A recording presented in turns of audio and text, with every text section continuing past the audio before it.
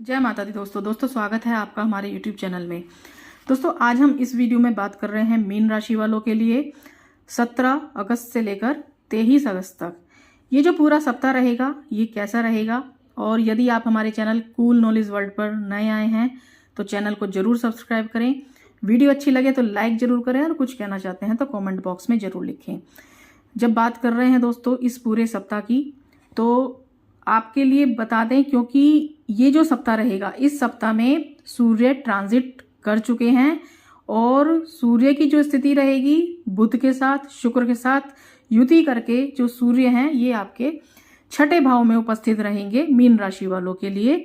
तो जब भी सूर्य बुध और शुक्र दो ग्रहों के साथ युति करके जब छठे भाव में बैठे हुए हैं तो कुछ ना कुछ स्थितियां बेहतर भी बनाएंगे, लेकिन थोड़ी सावधानी भी रखनी होगी। तो इसलिए कहीं भी स्किप ना करें वीडियो को। जो भी मैं आपको बता रही हूं वो आप ध्यान से सुनिएगा और कोशिश कीजिएगा यदि कहीं पर भी आपको कुछ परेशानी आ रही है तो उसका आप निवारण कर सकें और कुछ प्रॉब्लम्स वगैरह यदि हो रही है आपको तो उसको आप सही तरीके से मैनेज कर पाएं। दोस्तों 17 तारीख से यदि हम देखें तो सूर्य जो है सूर्य पंचम भाव में अभी तक उपस्थित थे आपके और अब वहां से निकलकर ये छठे भाव में यानी कि सिंह राशि स्वराशि आपकी सिंह राशि यानी कि छठे भाव की राशि है और सूर्य के लिए ये स्वराशि होती है। तो अब स्वराशि में ही सूर्य की उपस्थिति है और छठे भाव में है, लेकिन बुध के साथ और शुक्र के साथ युति कर रहे हैं तो इसलिए काफी महत्वपूर्ण युति भी कहेंगे इसे हम। और पंचम भाव में जब सूर्य उपस्थित थे तो कुछ अहंकार की भावना रहती है, अहंकारी आपको बनाते हैं। तो ये जो समय रहेगा इस सप्ताह में यदि आप देखेंगे थोड़ा सा स्वभाव में आपके बदलाव नजर आता हुआ दिखाई देगा। कोई यदि अहंकार आपके अंदर था वो अहंकार दूर होता हुआ दिखाई देगा। मनोबल की स्थिति बहुत बढ़िया रहेगी, काफी अच्छा कॉन्फिडेंस देखने को मिल सकता है इस पूरे सप्ताह में। कार्य क्षेत्र पर भी जहां पर भी आप काम करते हैं वहां पर एक अच्छे कॉन्फिडेंस के साथ आप काम करेंगे जो आपके लिए आपको बरकत देगा, उन्नति लाएगा, आपके कैरियर के लिए आपकी इनकम को बढ़ाएगा। क्योंकि सूर्य बुध के साथ युति कर रहे हैं और बुध के साथ जब युति करते हैं तो बुध आदित्य योग बनाते हैं। तो ये जो युति होती है ये भी बहुत ज्यादा महत्वपूर्ण होती है और सिंह राशि में ही बनी हुई है। शुक्र के साथ यदि हम देखें तो युति कर रहे हैं, लेकिन शुक्र जो है ये आपके लिए थर्ड हाउस के और मीन राशि वालों के लिए, और यदि हम बात करें तो 8th हाउस के स्वामी ग्रह हैं। शुक्र का थोड़ा सा जब सूर्य के साथ युति करते हैं छठे भाव में तो थोड़ा सा हो सकता है कि इस समय में आपको कुछ आलस परेशान करे। मनोबल कॉन्फिडेंस काफी अच्छा रहेगा, लेकिन बार बार मन करेगा काम ना करें आप, या फिर कुछ इस तरीके की स्थितियां रहेंगी कि एक मन का भटकाव होना और आपको जो अपने कार्यों से जो भी आप प्रयास करते हैं वहां से डिस्ट्रैक्ट करना, इस तरीके की स्थितियां बना सकता है। तो थोड़ा सा ध्यान रखिएगा क्योंकि तीनों ग्रह जब विद्यमान हैं छठे भाव में तो छठे भाव में उपस्थित होने की वजह से और सूर्य और शुक्र की युति होने की वजह से थोड़ी सी ये परेशानी रह सकती है। इसके अलावा यदि हम बात करें तो गुरु की दृष्टि जो है, गुरु की दृष्टि इस समय में यदि देखें तो भाग्य स्थान पर है तो काफी सारे कार्य आपके भाग्य के बदौलत बनते चले जाएंगे। तो सप्ताह अनुकूल भी रहेगा और इनकम को बढ़ाने वाला समय भी कहा जा सकता है, आर्थिक स्थिति को मजबूत करने वाला समय भी कहा जा सकता है। क्योंकि शनि जो है वक्र अवस्था में देखा जाए तो द्वादश में वक्री है और जिससे स्वास्थ्य के लिए थोड़ा सा ध्यान जरूर रखिएगा, खर्चों को लेकर थोड़ा सा ध्यान जरूर रखिएगा। लेकिन अचानक से जो लाभ होते हैं, धन संबंधी अवसर आपको प्राप्त होते हैं, धन को बढ़ाने वाला समय इसे हम कह सकते हैं। क्योंकि यदि थोड़ी सी सावधानी आप रखेंगे धन के निवेश को लेकर या फिर आप खर्चों को लेकर थोड़ा सा सावधानी रखिएगा और अचानक से लाभ की स्थितियां बनाएंगे। क्योंकि वक्र अवस्था में जब शनि द्वादश में मौजूद है तो ये आपके लिए इनकम की बढ़ोतरी दिखा रहे हैं, अचानक से धन लाभ की स्थितियां बता रहे हैं।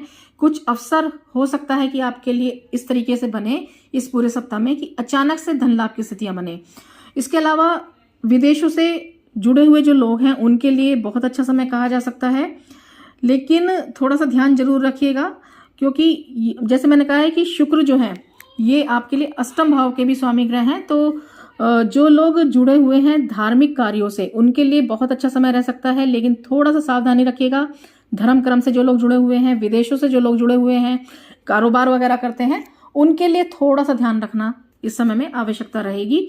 तो जो भी आप इन्वेस्टमेंट करें या फिर जो भी आप कुछ यात्राएं कर रहे हैं कार्य के सिलसिले में, या फिर आप कुछ प्लानिंग वगैरह कर रहे हैं अपने कार्यों को लेकर, व्यापार को लेकर, तो थोड़ा सा सावधानी के साथ करिएगा। इस समय में ध्यान रखने की आवश्यकता रहेगी। इस पूरे सप्ताह में यदि हम बात करें तो 17, 18 और 19 तारीख ये जो 3 दिन रहेंगे ये काफी महत्वपूर्ण हैं। अचानक से लाभ की स्थितियां बन सकती हैं मीन राशि वालों के लिए। 20 और 21 तारीख में थोड़ा सा पाचन संबंधी परेशानी रह सकती है, तो खान पान का ध्यान रखिएगा।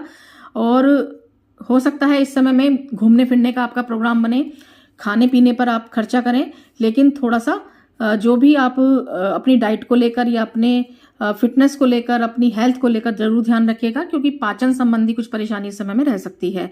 तो कोशिश कीजिएगा ध्यान रखने की। 22 और 23 तारीख की यदि हम बात करें तो ये जो समय रहेगा 22 और 23 तारीख ये आपके लिए काफी बढ़िया कहा जा सकता है। अचानक से धन लाभ की स्थितियां बनेंगी, एक नया विचार मन में आ सकता है, किस तरीके से बेहतर स्थिति आप कर सकते हैं, धन की स्थिति को बेहतर कर सकते हैं, कैरियर के लिए कैसे बेहतर तरीके से आप डिसीजन ले सकते हैं।